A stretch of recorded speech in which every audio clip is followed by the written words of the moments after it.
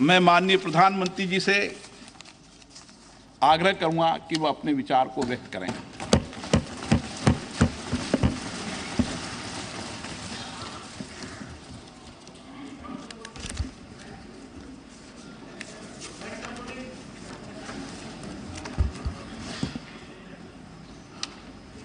माननीय अध्यक्ष जी, देश की 75 वर्षों की संसदीय यात्रा, उसका एक बार पुनः स्मरण करने के लिए और नए सदन में जाने से पहले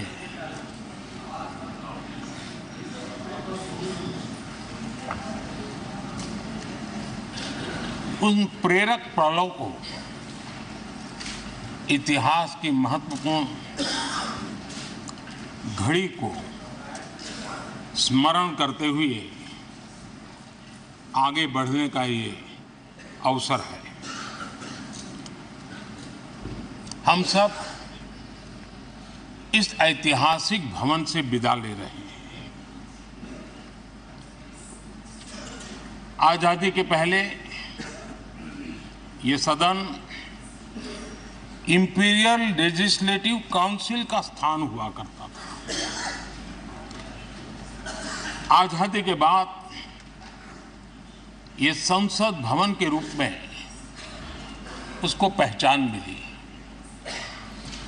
ये सही है, इस इमारत के निर्माण करने का निर्णय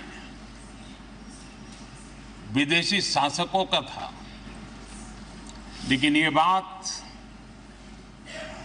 हम न कभी भूल सकते हैं और हम गर्व से कह सकते हैं कि इस भवन के निर्माण में पसीना मेरे देशवासियों का लगा था, परिश्रम मेरे देशवासियों का लगा था और पैसे भी मेरे देश के लोगों के।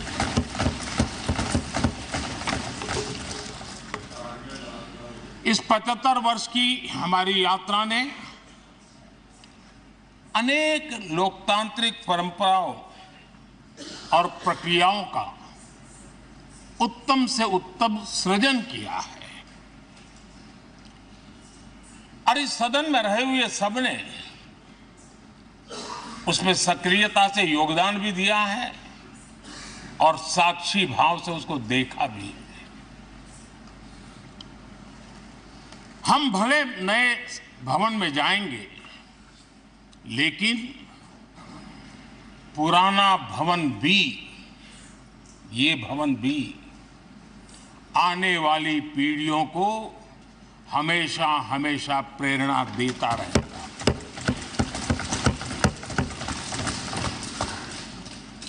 ये भारत के लोकतंत्र की स्वर्णिम यात्रा का एक महत्वपूर्ण अध्याय, जो सारी दुनिया को भारत की रगों में लोकतंत्र का सामर्थ्य कैसे है, इसका परिचित कराने का काम इस इमारत से होता रहेगा। आदरणीय अध्यक्ष जी, अमृतकाल की प्रथम प्रभा का प्रकाश राष्ट्र में एक नया विश्वास,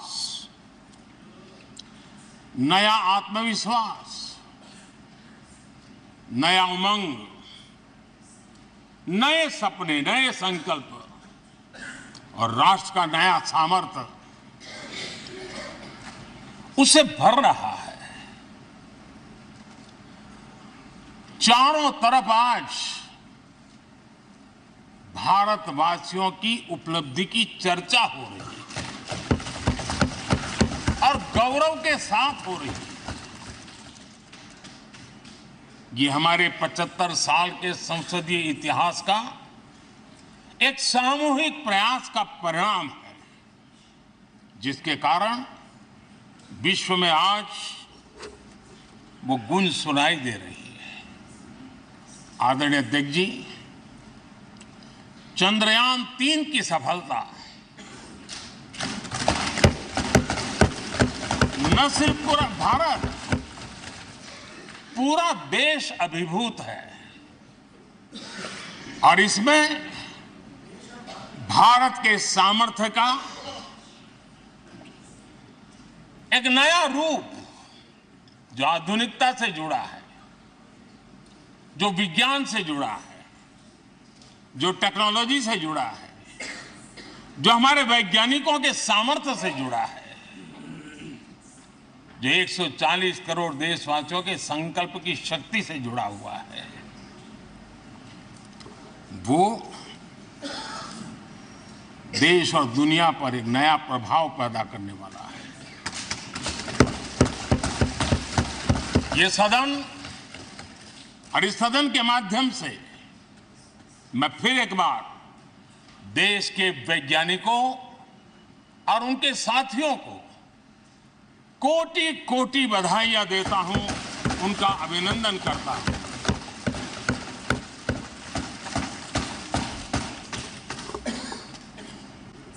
आदरणीय अध्यक्ष जी, ये सदन ने भूतकाल में जब नेम की समिट हुई थी, सर्वसम्मति से प्रस्ताव पारित करके देश के इस प्रयास को सराहा था।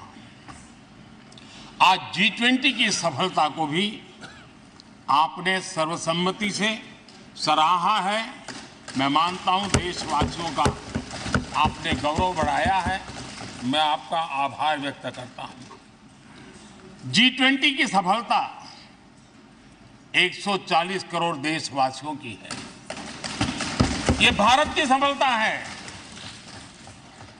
किसी व्यक्ति की सफलता नहीं है, किसी दल की सफलता नहीं है। भारत के